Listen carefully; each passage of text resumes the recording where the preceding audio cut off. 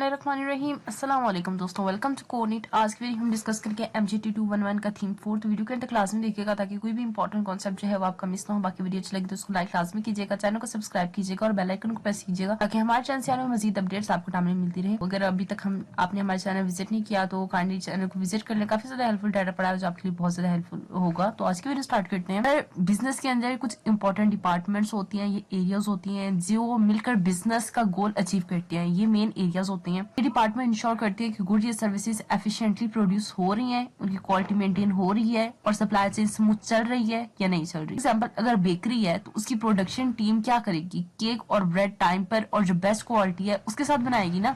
तो ये चीज होती है प्रोडक्शन और ऑपरेशन में फोकस करना कि जो चीजें बन रही है ना वो गुड्स और सर्विसेज के लिहाज से अच्छी है या बुरी है। मार्केटिंग में क्या होता है, मार्केटिंग का काम है कि कस्टमर को अट्रैक्ट करना, मार्केट रिसर्च करना, एड्स और डिजिटल कैंपेन चलाना और ब्रांड को प्रमोट करना। लाइक एक चीज बन गई, प्रोडक्ट होगी, ऑपरेट हो गया सब, एंड देन अब चीज आती है कि मार्केट, अब लोगों तक उस चीज को पहुंचाना through advertisement, through digital strategies. तो ये किस उस फेज में चल रहा है। थर्ड है फाइनेंस। अगर इसकी एग्जांपल देखें तो बेकरी जो है वो फेसबुक और इंस्टाग्राम पर आने वाले न्यू केक्स के एड्स लाती है और लोगों को अट्रैक्ट करती है। जब वो वहां पे एड्स देखते हैं ना तो वो और ज्यादा अट्रैक्ट होती है उस चीज से।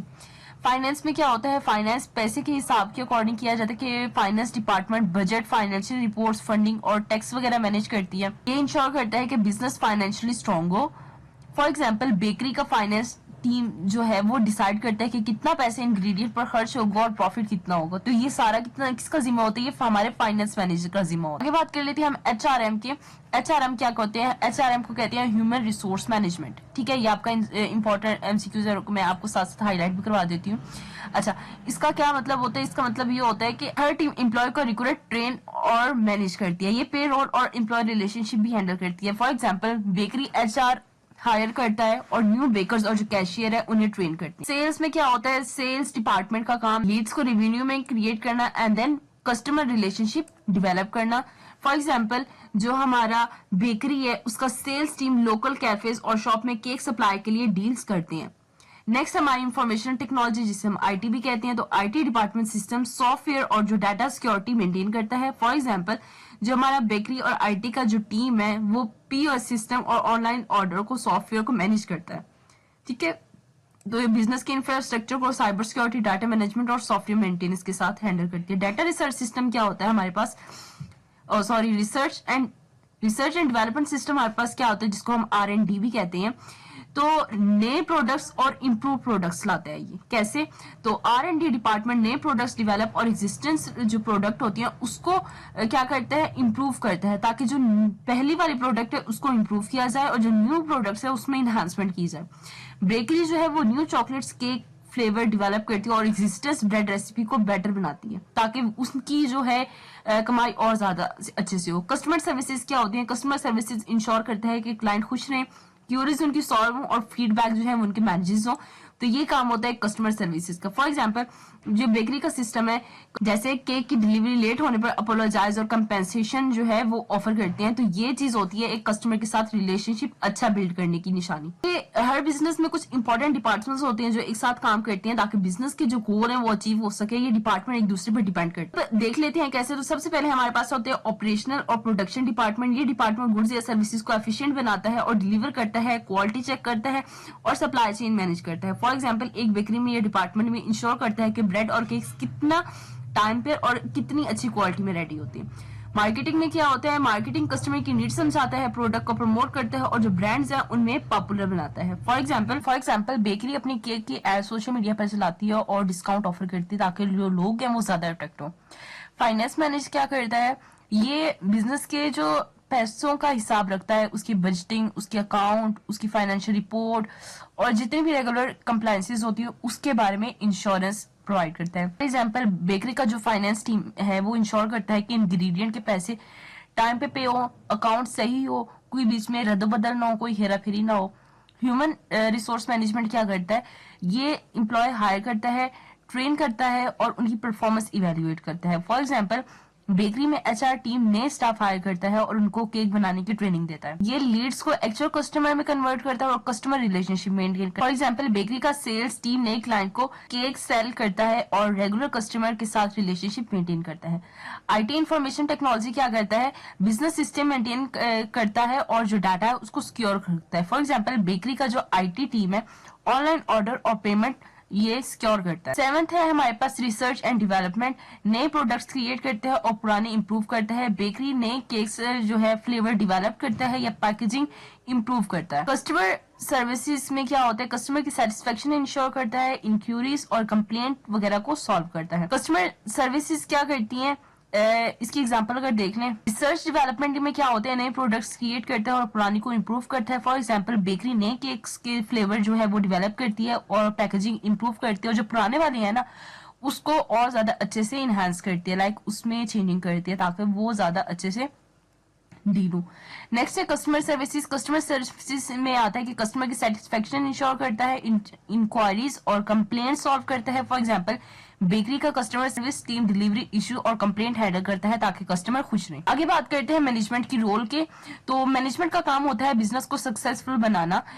उसके लिए 4 मेन इंपॉर्टेंट काम परफॉर्म होते हैं। सबसे पहले planning, then organisation, then leading and then controlling. Planning क्या होता है, प्लानिंग गोल सेट करना और डिसाइड करना कि इनको अचीव करने के लिए बेस्ट प्लान क्या होगा। फॉर एग्जांपल बेकरी डिसाइड करती है कि नए चॉकलेट केक लॉन्च करना है बेस्ड ऑन कस्टमर डिमांड्स। अगर कस्टमर की ज्यादा डिमांड आ रही है तो वो केक लॉन्च कर देंगे चॉकलेट वाला।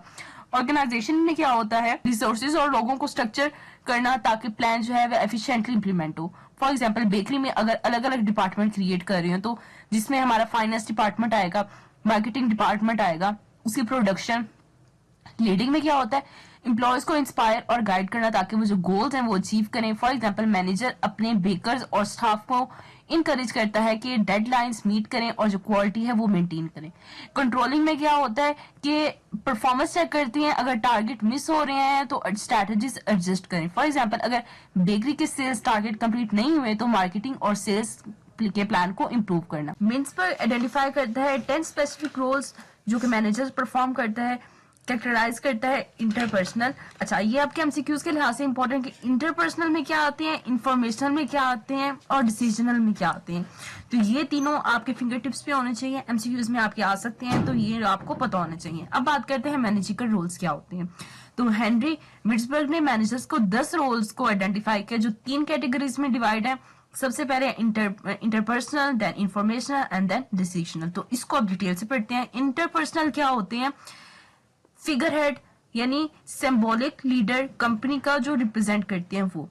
लीडर में क्या होता है, टीम को मोटिवेट करना। लिएसन में क्या होता है, नेटवर्क और रिलेशनशिप मैनेज करना। इंफॉर्मेशनल है सेकंड, उसमें 3 पार्ट्स हैं। पहला है हमारे पास मॉनिटर यानी डाटा ट्रैक करना है, देन हमारे पास है सेमिनेटर इंफॉर्मेशन शेयर करना, फिर है शॉपकीपर पर्सन कंपनी को पब्लिक में रिप्रेजेंट करना।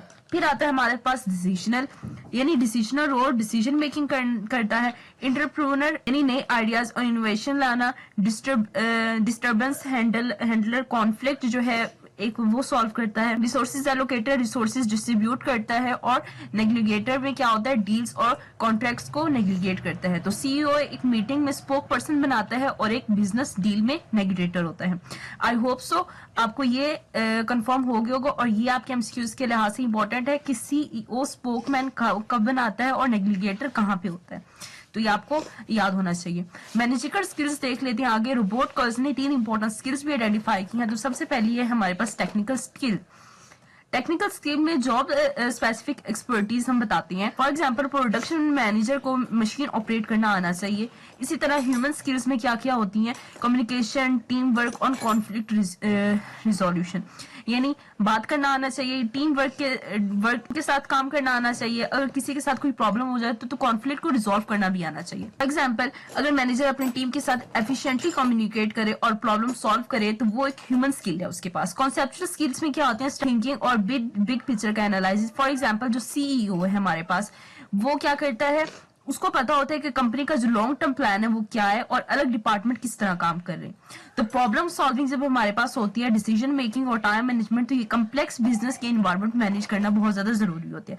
अब यहाँ पे आपके एमसीक्यूज के लिहाज से इंपॉर्टेंट है कि प्रोडक्शन मैनेजर को टेक्निकल स्किल्स चाहिए होती है मशीन को ऑपरेट करने के लिए, और सीईओ को कॉन्सेप्चुअल स्किल्स चाहिए होती हैं किसी भी उसको गाइड करने के लिए। अच्छा, यहाँ पे आप लोगों के पास इंटरपर्सनल स्किल और कॉन्सेप्चुअल स्किल के बारे में लिखा हुआ है, तो ये भी आप लोगों ने पढ़ लेना है और ये एमसीक्यूज के लिहाज से भी बहुत ज्यादा इंपॉर्टेंट है। एचआरएम के बारे में पढ़ लेते हैं। एचआरएम क्या होता है? एचआरएम का रोल स्ट्रैटेजिक है और ये कंपनी परफॉर्म इंप्रूव करता है। की प्रैक्टिसेस इसके कुछ हैं वो देख लें। तो सबसे पहले हमारे पास आता है स्ट्रैटेजिक रिक्वायरमेंट, यानी टैलेंट हायर करना जो कंपनी कल्चर के साथ फिट हो। For example, bakery new bakers hire करने के लिए स्किल्स टेस्ट और इंटरव्यूज कंडक्ट करती है। उससे ये चीज पता चलती है कि जिसको हम काम पे रख रहे हैं क्या उसको काम आता है, ये नहीं आता। ट्रेनिंग एंड डेवलपमेंट, एम्प्लॉयज के स्किल्स को इंप्रूव करना। फॉर एग्जाम्पल, स्टाफ को न्यू केक रेसिपीज और कस्टमर सर्विसेज ट्रेनिंग दी जाती है ताकि वो आपके साथ और अच्छे मजीद काम कर सकें।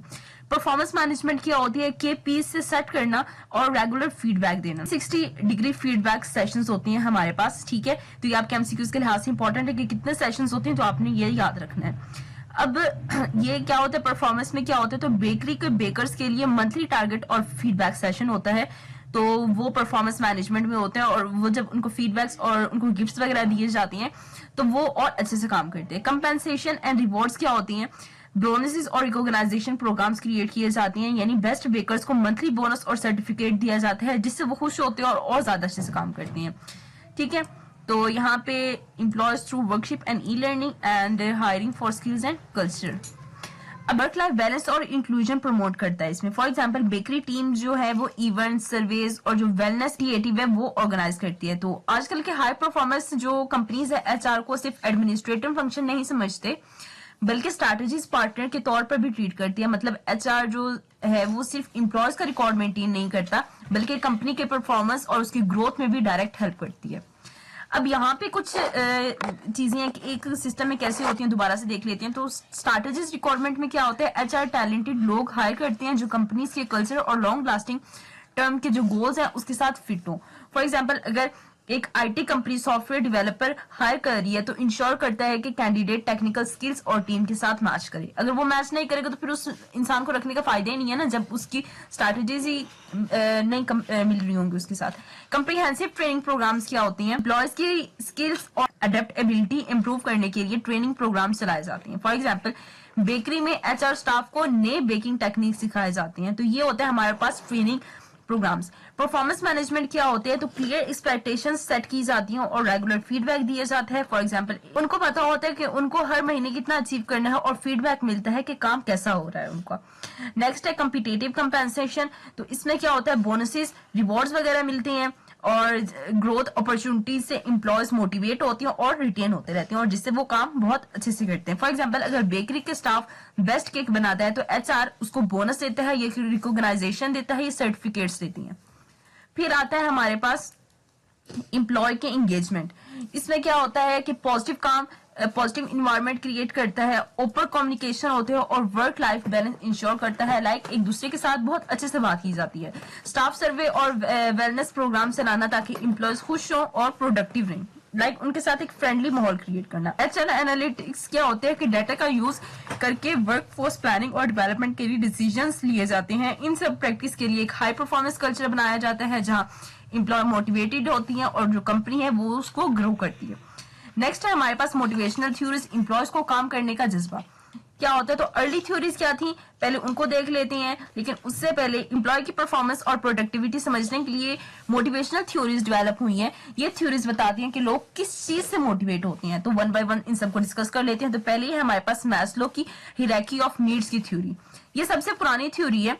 तो इसमें कहते हैं कि एम्प्लॉयज पहले बेसिक नीड्स पूरी करता है, जैसे कि अपनी सैलरी, अपनी सेफ्टी, और फिर हायर लेवल की तरफ आता है लाइक उसकी सेल्फ ग्रोथ, इसकी रिकॉग्नाइजेशन, उन चीजों को फिर देखा जाए। फॉर एग्जांपल, अगर एक एम्प्लॉय को सैलरी और जॉब सिक्योर है तो वो अपनी स्किल्स इंप्रूव करना और प्रमोशन अचीव करना चाहेगा।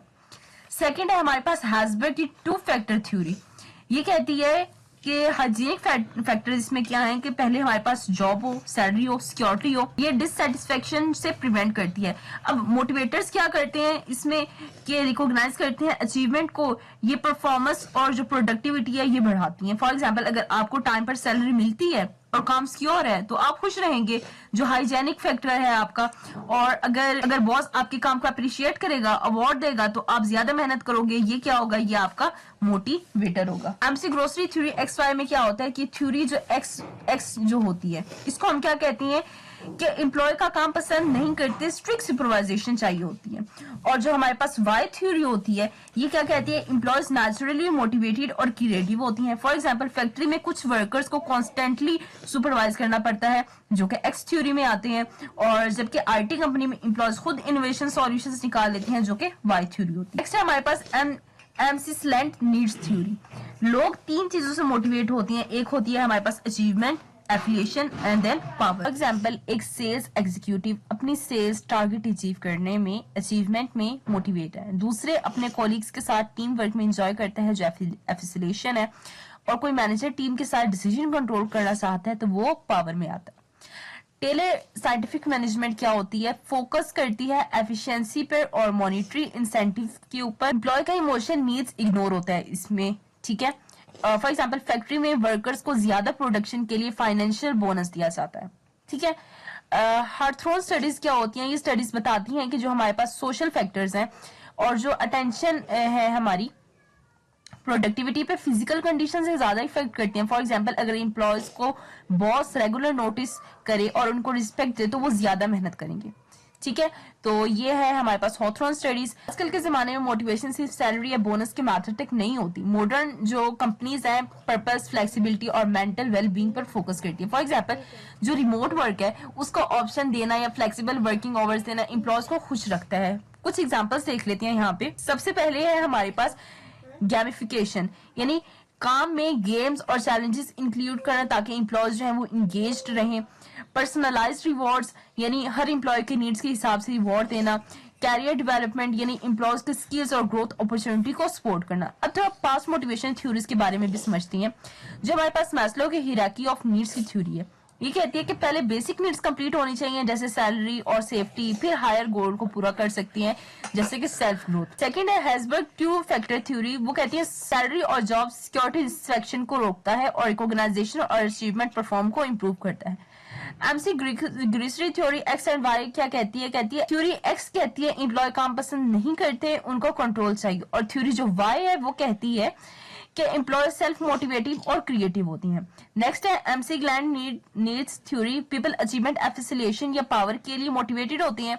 हॉथरॉन स्टडीज में क्या होता है, सोशल फैक्टर्स और अटेंशन प्रोडक्टिविटी पर ज्यादा इफेक्ट करते हैं, फिजिकल कंडीशन से भी ज्यादा। आजकल के मॉडर्न अप्रोच में फोकस है पर्पस, ग्रोथ, अपॉर्चुनिटीज और पॉजिटिव वर्क का इन्वायरमेंट, जो एम्प्लॉयज को इंस्पायर और प्रोडक्टिविटी बनाता है। कुछ टेक वेक्स हैं, उनको देख लेते हैं। तो सबसे पहले हमारे पास है फंक्शनल एरियाज, जिसमें मार्केटिंग, एचआर आता है। एक साथ काम करेंगे तो बिजनेस सक्सेसफुल होता है। मैनेजमेंट का फंक्शन क्या होता है, उसमें planning, organisation, leading and controlling business को डायरेक्शन देते हैं। सेकंड है हमारे पास मिंटबर्ग्स का थ्योरी। इसमें कहते हैं कि मैनेजरियल रोल्स और किड्स की स्किल्स इफेक्टिव लीडरशिप के लिए डिफाइन करते हैं। अब मिंटबर्ग की मैनेजरियल रोल्स और जो किड्स की स्किल्स हैं ये हम ऊपर ऑलरेडी डिस्कस कर चुके हैं। अगर आपको समझनी है तो वीडियो को दोबारा से बैक करके जाएं और इसको दोबारा से समझ लें। HRM boost strategies, recruitment, training और इंगेजमेंट के जरिए परफॉर्मेंस इंप्रूव करती है। जो मोटिवेशनल थ्योरीज होती हैं वो फाइनेंशियल और नॉन फाइनेंशियल इंसेंटिव्स दोनों को इंपॉर्टेंस हाईलाइट करती हैं। अब आगे हम कंक्लूजन देख लेते हैं। तो बिजनेस के फंक्शन एरियाज एक दूसरे के साथ कोलैबोरेट करते हैं। इफेक्टिव मैनेजमेंट जो है वो डाइवर्स स्किल्स और रोल्स बैलेंस करने से पॉसिबल है। एचआरएम का जो रोल है सिर्फ एडमिनिस्ट्रेटर नहीं है, स्ट्रैटेजिस्ट भी है। मोटिवेशनल थ्योरीज समझने से मैनेजर्स एम्प्लॉय की जो परफॉर्मेंस है उससे सेटिस्फेक्शन इंप्रूव कर सकते हैं। फॉर एग्जाम्पल, अगर हमारे पास सीईओ अपने जो टीम है उसको मोटिवेट थ्योरीज के हिसाब से इंस्पायर करे तो एचआरएम जो है वो ट्रेनिंग को इम्प्रूव करता है और इसके साथ साथ उसकी सेल्स, उसकी मार्केटिंग, उसकी प्रोडक्शन, सब फंक्शंस बेटर परफॉर्म करेंगे इसके साथ। तो ये था आज का लेक्चर। उम्मीद है आप लोगों को पसंद आएगा। वीडियो अच्छी लगी तो उसको लाइक लाजमी कीजिएगा, चैनल को सब्सक्राइब कीजिएगा और बेल आइकन को प्रेस कीजिएगा ताकि हमारे चैनल से आने मजीद अपडेट्स आपको टाइमली मिलते रहें। बाकी अगर आपने हमारे चैनल अभी तक विजिट नहीं किया तो काइंडली चैनल को विजिट कर लें ताकि जितनी भी अपडेट्स आप लोगों के साथ शेयर की गई हैं वो आपके लिए हैं और आपको मिल जाए। तो बाकी मिलेंगे नेक्स्ट वीडियो में।